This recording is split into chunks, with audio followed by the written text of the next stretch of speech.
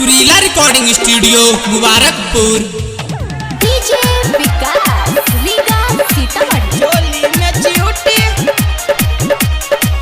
Mix by राजकुमार सिंघानिया।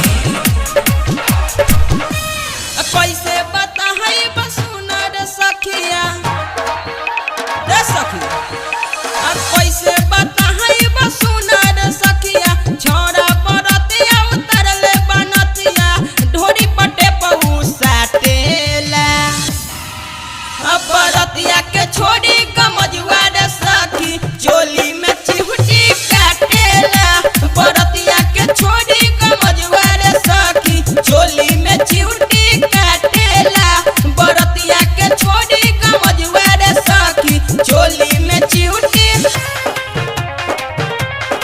सुरीला recording studio Mubarakpur. चोली में चिहुटी मिक्स बाय राजकुमार सिंघानिया। ओइनी बंगाल से नाचे मनरिया दिल बछोरा हमरा लमरिया सच कहिले सुनर सखी धके छोरा ह दुनु टंगरिया तो धर दना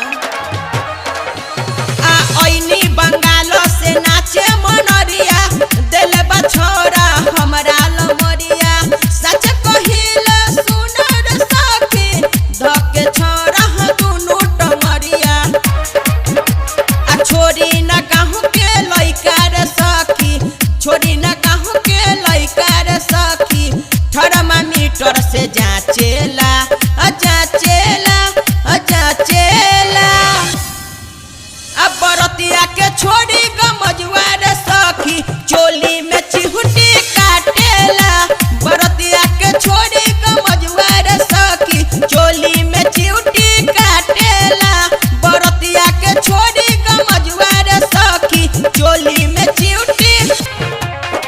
सुरीला रिकॉर्डिंग स्टूडियो मुबारकपुर। चोली में चिहुटी मिक्स बाय राजकुमार सिंघानिया।